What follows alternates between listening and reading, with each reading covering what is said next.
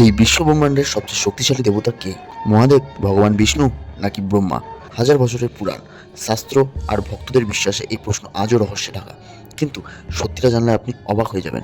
হিন্দু ধর্মে প্রধানত তিন দেবতাকে সবচেয়ে গুরুত্বপূর্ণ বলা হয়: সৃষ্টিকর্তা ব্রহ্মা, পালনকর্তা বিষ্ণু আর সংহারকর্তা মহাদেব শিব। এই তিনজনকে একসাথে বলা হয় ত্রিদেব।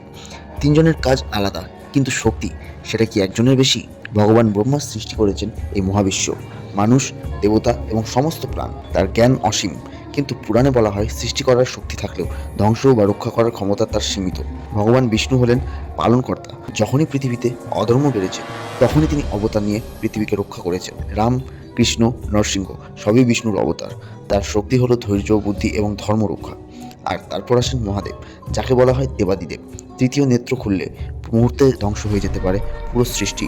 তিনি সময়েরও ঊর্ধ্বে, না আছে অহংকার, না আছে লোভ, তার তাণ্ডব মানেই প্রলয়।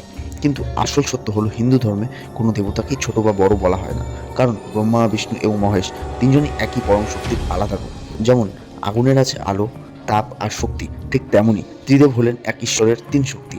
কারো কাছে মহাদেব সবচেয়ে শক্তিশালী, কারো কাছে বিষ্ণু ভগবান, আবার কেউ বিশ্বাস করেন মা শক্তি সর্বশক্তিমান। আসলে শক্তি থাকে বিশ্বাসে, আর ভক্তির মধ্যেই লুকিয়ে থাকে ঈশ্বরের আসল রূপ।